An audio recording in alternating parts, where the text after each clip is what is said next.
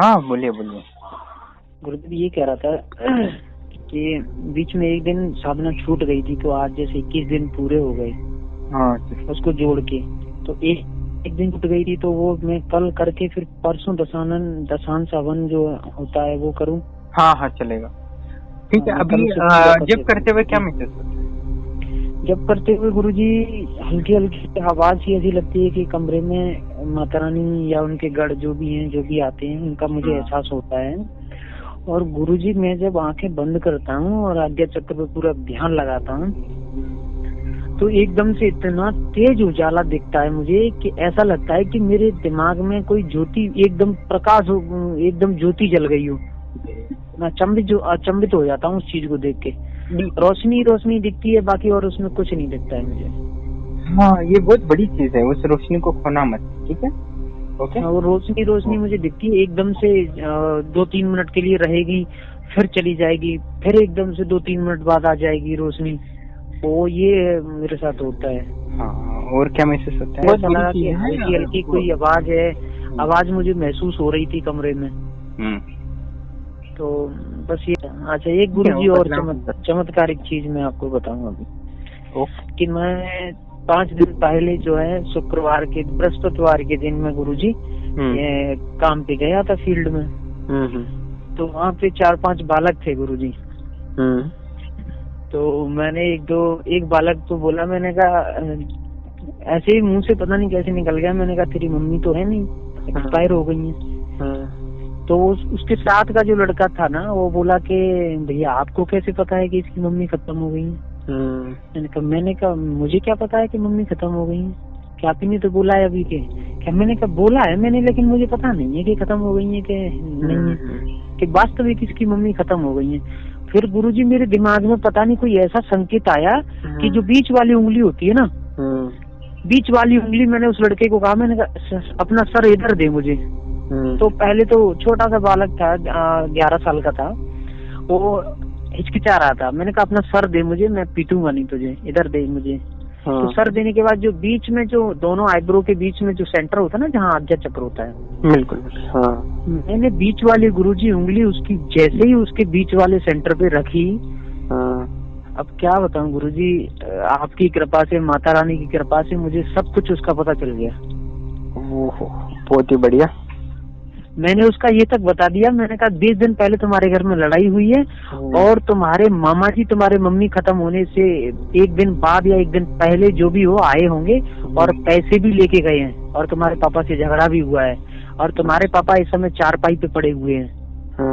तो गुरुजी जो कुछ बोला मैंने, मुझे नहीं पता कि वो मैं बोल रहा था या कोई और बोल रहा था, मेरे अंदर आदेश देके कोई बोलवा रहा था, लेकिन जो मैंने बोला वो सत्य घटना थी बिल्कुल।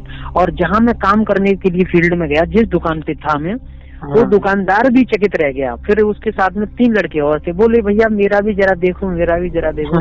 मैंने सबका धीरे धीरे सबका, 4-5 बच्चे थे, सबका बता दिया गुरुजी। ओह बहुत ही बढ़िया। मैं दंग रह गया गुरुजी कि ऐसा कैसे पॉसिबल है। ठीक है, आप अच्छे से हवन करो, बाकी का ध्यान की क्रिया करते रहो, ठीक है? ओके। और हाँ, वो जो मैंने ब्रह्मचर्य का बताया था ना, वही पद्धति यूज करनी, ठीक है? जी बिल्कुल, वो पद्धति में और सारे चक्र जागृत हो जाते हैं वो। हाँ गुरुजी, मैंने उसमें थोड़ा समय बढ़ा दिया है, 3 मिनट कर दिया है मैंने। बिल्कुल मुझे भी करता है ना, वो भैरवी साधना का एक छोटा सा अंश है उसमें। अच्छा जी तो उससे बहुत ऊर्जा आती है, और इसी एक क्या बोलते हैं गुरुजी, हिडन सीक्रेट ये है साधना को सफल बनाने का। हाँ। और 2 दिन पहले वो वाला मैं बच्चों के साथ में, वाइफ के साथ में उसी कमरे में सो रहा था, एक दूसरे कमरे में। तो जैसे ही मैं टॉयलेट के लिए गुरुजी बाहर निकला, तो मुझे ऐसी इतनी डरावनी आवाज सुनाई दी कि मैं चुपचाप से, मैंने न तो वाइफ को बताया न किसी को, मेरे बच्चे भी जाग रहे थे, मैं चुपचाप चादरा ओढ़ के गुरुजी सो गया। देखिए माता रानी का या तो कोई गढ़ है या माता रानी मुझे डराने की थोड़ी बहुत कोशिश कर रही है। मैं तो चुपचाप सो जा रहा हूँ, माता रानी का जयकारा लगाया। मैंने कहा हे माता रानी, मुझे ज्यादा न डराएं, मैं बहुत कमजोर दिल का हूँ। तो और ये भी ध्यान रखिए आराम से, और ये भी ध्यान रखना है कि आसपास कभी भी सोहे कतरा महसूस हुए तो ब्रह्मलोक आश्रम की शक्तियों को याद करके। हाँ गुरुजी बिल्कुल, मैं सोने से पहले भी शक्तियों को बिल्कुल नमन करके और उनको वो करके तभी सोता हूँ गुरुजी। हाँ, और दूसरी चीज की कभी क्या है कि आपके कान के पर्दे खुल जाते हैं, आज्ञा चक्र खुल जाता है, तो किसी का भी आवाज कब सुनाई दे कुछ भी हो सकता है, ठीक है, कोई अचानक कुछ भी दिख सके, ठीक है, अपने मन को है ना तैयार करना है, कुछ भी दिख सकता है, डेंजर से डरावने से डरावना तो वही और कुछ भी डराना आवाज कुछ भी सुन सकता है, और ऐसा भी हो सकता है कि किसी का भूत भविष्य वर्तमान भी दिख जाता है, किसका एकदम और कभी वहाँ जैसे मैंने गुरुजी 4-5 बच्चों को बताने के बाद में तो मेरे मन में यही सोचता आया, मैंने कहा ऐसे मैंने कैसे बता दिया, या तो माता रानी मेरे अंदर कुछ न कुछ आदेश देने के बाद बोल रही हैं कि ये तुम बता सकते हो। तो मैं सारे रास्ते पे बाइक पे माता रानी का धन्यवाद करता आया। फिर मैंने सब्जी ली गुरुजी मार्केट से, तो मुझे ऐसा अंदर से आ रहा था कि सब्जी वाले को भी मैं कुछ बता दूं, लेकिन मैंने कुछ नहीं बताया उसको, मैं चुपचाप रहा, और ऐसा अंदर से आ रहा था, ऐसा लग रहा था कि कोई चीज अंदर है जो मुझे कह रही है कि इसका बता। और देखो लेकिन मैंने कुछ बताया नहीं उसको गुरुजी, मैं चला आया फिर सब। अभी जब भी हो जाए ना तो मन में जो है ना रखना नहीं है, बोल देना है, ठीक है। जी जी जी, आप पैसे थोड़ी ना ले रहे हो, वैसे ही बता रहे हो ना, तो बता देना है ऐसा मेरे मन में आ रहा है, ठीक है, सही या गलत सोचना नहीं है, जो मन में आए डायरेक्ट बोल देना है। हाँ गुरुजी, मैं नहीं सोचता हूँ ये चीज की ये चीज सही है या गलत है, लेकिन जो अंदर से आता है मैं बोल देता हूँ, बस प्रॉब्लम हो जाएगा, ठीक है। दिमाग नहीं यूज करना, मन में जो आता है, मुंह जैसे बड़बड़ाने लगे, जैसे आप किसी को बताने लगे तो मुंह में जो आ रहा है वो बोलते जाना, रुकना ही नहीं है। जी अपना दिमाग यूज नहीं करना उसमें। एक छोटे से सपने का मुझे अर्थ बता दीजिए गुरुजी। बोलिए। आज 2 व्यक्ति आए हैं गुरुजी मुझे और निमंत्रण दे रहे हैं, पता नहीं किसका निमंत्रण दे रहे हैं।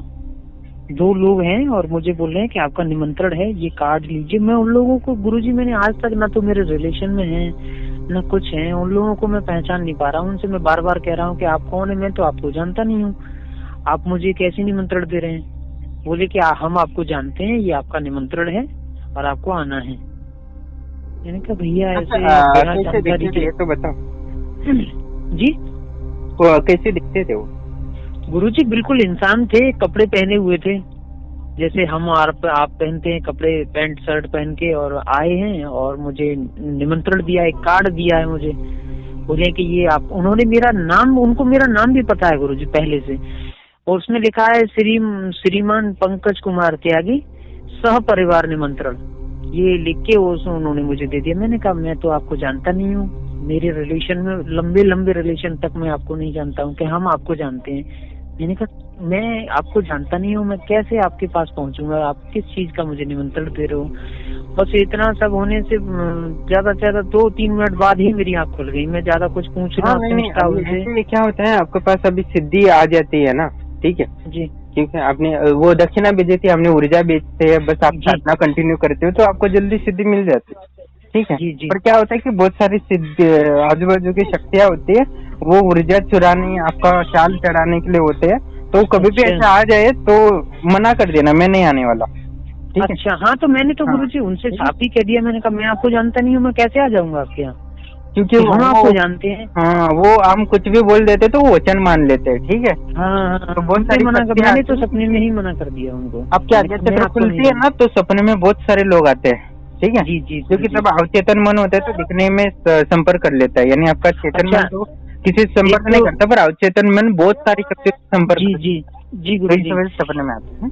हाँ, एक तो मुझे जो हवन का प्रक्रिया है जो भी है वो मुझे आप भेज दीजिएगा, और गुरुजी अगर भेज सकें तो वो जो आपके साधक है ना जिन्होंने कड़ पिशाचिनी माँ को सिद्ध किया है। हाँ, अभी शक्तियाँ नकारात्मक शक्तियाँ भी ज्यादा जुड़ जाती है तो संभाल के रहना है, ठीक है।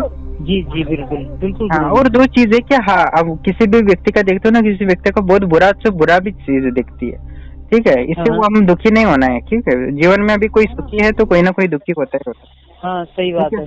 तो हमें कभी कभी क्या लगता है कि हमारा मन ऐसा होता है कि नहीं, बहुत सारे लोगों का किसका विधवा होने वाली होती है, किसका एक्सीडेंट होने वाला है, ये भी पता चल जाता है, तो ठीक है। तो ऐसे हम दुखी नहीं होना कि परेशान नहीं होना, और हमारे आसपास परिवार वालों का भी पता चल जाता है, ठीक है जी। तो तब भी हमें दुख होना नहीं चाहिए, क्योंकि हर व्यक्ति का भाग्य होता है, तो हम बदल नहीं सकते, ठीक है जी जी ये नहीं बदल सकते, पर उसकी ऊर्जा उतनी लगती है, वो पाप कर्म काटने पड़ते तब होता है। तो हमें जी, किसी जी, का जी। दुख हो जाए, तेरे परिवार वाला कोई भी हो, तो हमें दुखी नहीं होना। इस संसार का नियम है, आज सुखी है तो कल दुखी है।